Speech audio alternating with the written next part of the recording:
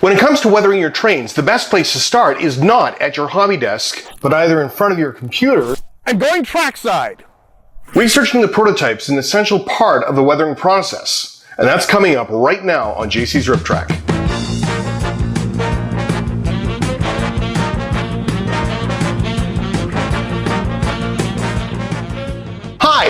My name is John and welcome to JC's Riptrack. If this is your first time here and you're looking for advice and tips on how to turn your plastic models into something that looks like you would find it on the railroad today, then click on subscribe and that little bell icon so you can be notified for future videos. So as we get started, I have a question for you. What sort of research have you done for your locomotives or your weathering stock? What resources do you use? Let me know in the comments section down below. So you've just brought home a shiny new model and you're wanting to try your hand at making it look dirty. One of the most effective things that you can do as a first step is to try to get a sense of how the model looks in real life. In other words, research the prototype. Of course, it's tempting to just skip over this step and just stampede into weathering techniques. But if you take time to get to know how the process of weathering looks, the more inspired you'll be and the more satisfying your results will be.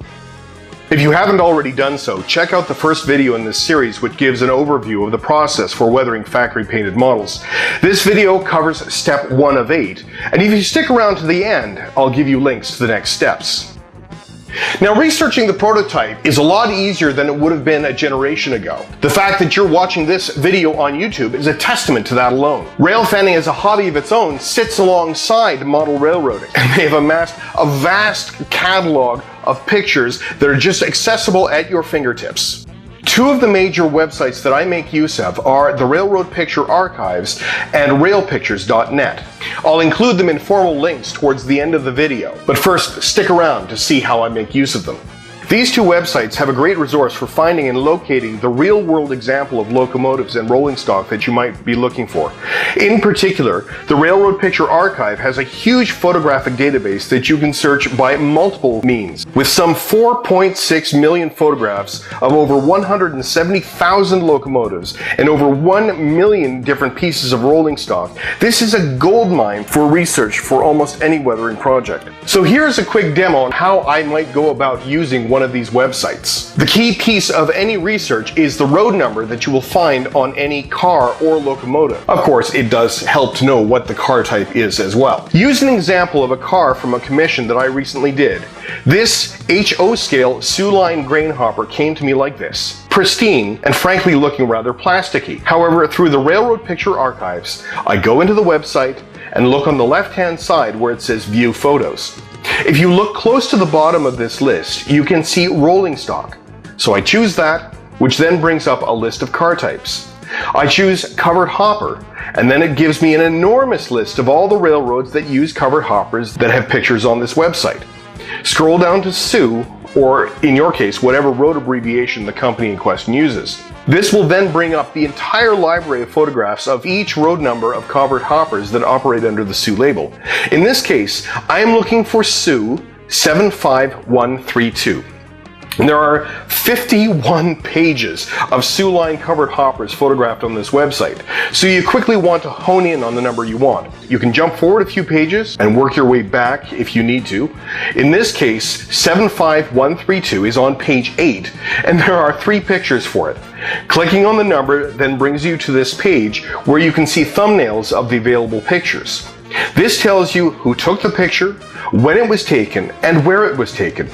So then you can click on each thumbnail, which opens the full-size picture in a new tab. You can then save these pictures to your hard drive so that you can have them nearby for reference, or alternatively, access this website on your phone or tablet so that you can have a picture handy on your desktop or at your hobby station. These pictures helped me take this model through a weathering process that ultimately made it go from this to this. Now, don't feel that you have to replicate the prototype. I did in this case, but it's your model and you can do whatever you like with it.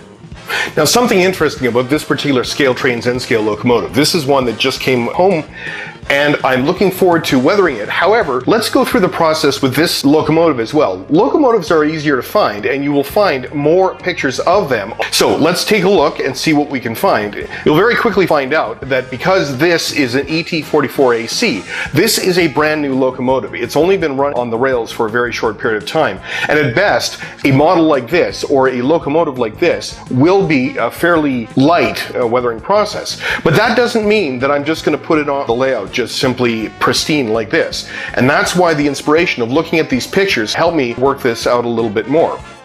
Also, what happens when you can't find an exact picture of the car that you have? Well, in this case, what you're trying to do is get close to the prototype to find an inspiration of how the car might actually look. If you get a road number that's close, you will actually see the weathering pattern in terms of rust, streaks, perhaps various wear marks. These become consistent across certain models. In the case of the Soo Line car, I did find a prototype picture and I went to match the paint scheme and the rust pattern. But say, for example, you're working on a freelancing at your model railroad, or if you have a car that you just can't find in any of the databases. In that case, look for patterns. That's the key thing. Look for patterns. So let's go back to the picture archive and give another chance to see how you might go about doing this for something that you don't have the road number for. If you look in the information just above the thumbnails, you'll see that the car has an AAR type C113. Just above that, you can see C113 in the breadcrumbs trail. Click on that, and it gives all of the C113 cars that are Soo Line. However, once you're on this page, you can go and look at C113 cars in other roads very quickly. Click on all C113s and it brings up all the railroads that run this ARR type of covered hopper. You can then explore all the kinds of pictures on the same type of car, and it would give you some idea as to how to weather something that was your own creation. This process can be done with any kind of rail car, and it will go a long way in helping you find some inspiration. Now, of course, one thing that I haven't covered is getting out of the house and going trackside. There's one thing about seeing these monsters up close. You can get a lot of inspiration for how big they are and what their size is really like. And while it is highly unlikely that you will get a matching road number to the rolling stock or locomotive model that you have, one of the things about seeing these monsters up close is you can get inspiration you can't get just simply from seeing them in videos. You can get a better idea of wear, tear, chips, rust, dirt, gunge, and grease in a way that you can't get from a picture. Still, one does have to be careful, be safe, and don't trespass on railroad property. And one advantage of having a yard just on the other side of the fence is you can get up close and personal. There's a lot of things to observe that can give you inspiration for weathering your models. And these are all just a handful of suggestions in getting you started in the weathering process. The more pictures that you see of the prototype, the more you will begin to understand how the weathering pattern on any given car or locomotive works. You'll understand how locomotives and rolling stock age, and how the paint deteriorates over time, and how rust comes out, and how dust gets on them. And that in turn will help you get the best looking rolling stock and locomotives on your layout. Now let me know of any resources that you use in the comments section down below, and check out my other videos for techniques and ideas. If you want more tips on how to get the most out of your weathering and painting projects, don't forget to hit subscribe and that little bell icon so you won't miss any upcoming videos where I get into the details of each step. Thank you so much for watching. Good luck, and may you keep on track.